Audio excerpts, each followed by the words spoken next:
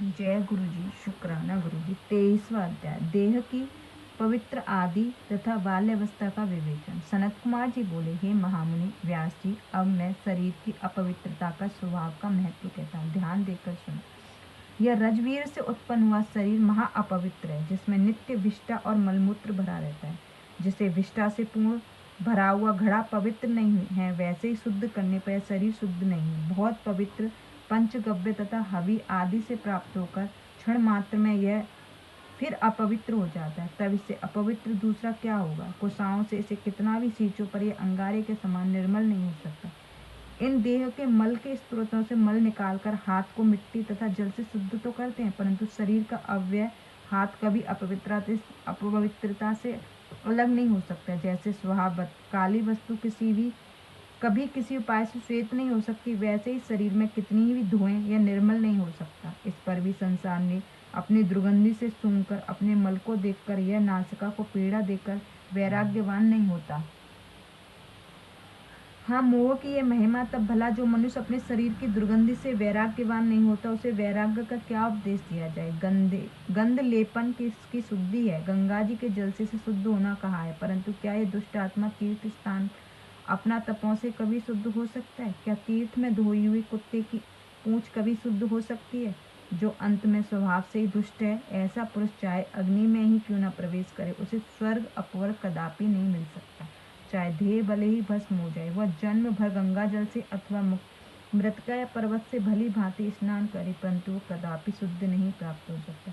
उसे किसी श्रेष्ठ फल की प्राप्ति नहीं हो सकती। जो कहता है कि गंगा आदि तीर्थों में मस्त आदि रहते हैं और देवालयों में पक्षीगण निवास करते हैं, ऐसा जिनका भाव है, उसमें भावहीन को तीर्थ स्थान को दान से क्या? सब कार्य में भाव की शुद्धता कहीं है। जब तक काम क्रोध लोभ की चिंता मन में व्याप्त है, तब तक शांति कहाँ? शांति तो एक भाव से प्राप्त होती है, तब जीव शुद्ध होता है। यदि जीव इस प्रकार एकत्व भाव को प्राप्त हो, होम तथा स्तुति करता हो, मरे तो वो ज्ञान की प्राप्ति से सिद्धि यज्ञ आदि को लोक को प्राप्त कर शुद्धि को पाते हैं।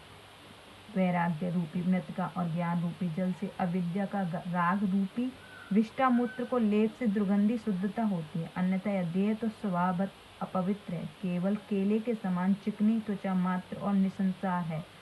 जब इसके भोगों के भाव से शांत हो संसार का उल्लंघन करे, तब कहीं जीवन मुक्त हुए। अन्यथा मनुष्य का अज्ञान दोष ही तो उनके कर्मों के वश में अत्यंत कष्टदायक जन्म का दुख देता है। करोड़ों ग्रंथों ने जिस बात को कहा है, उसको मैं आधे श्लोक में कहता हूँ कि यह मेरा है, यह मेरा नहीं है, यह दुख का मूल और सुख का कारण है।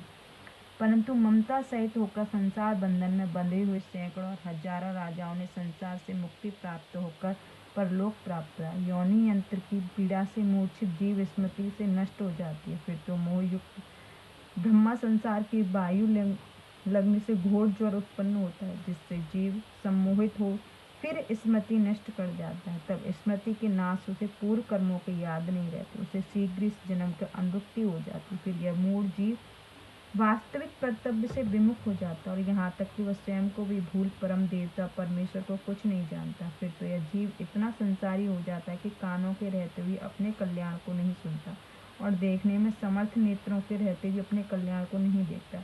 इस प्रकार गर्व में याद की हुई बातें को भूलकर लोभ में फंसकर अत्यंत कष्ट पाता है।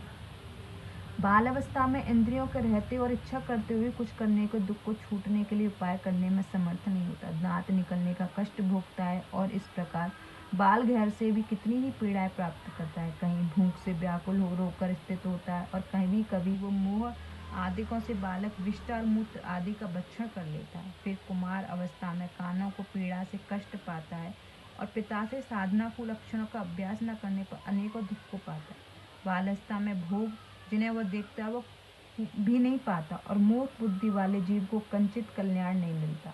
इंद्रियों की वृत्ति और काम आदि रोग तो उसे पीड़ित करते ही हैं। युवावस्था में सुख कहाँ है? मोह के अनुरूप युवावस्था में मनुष्य को ईर्ष्या से तो और ही दुख होता है। जैसे कीड़ों द्वारा काटे हुए बानर को खुजली से संताप से दशा होती है, वैसे ही स्त्रियों में आसक्त होने वाली दशा होती है।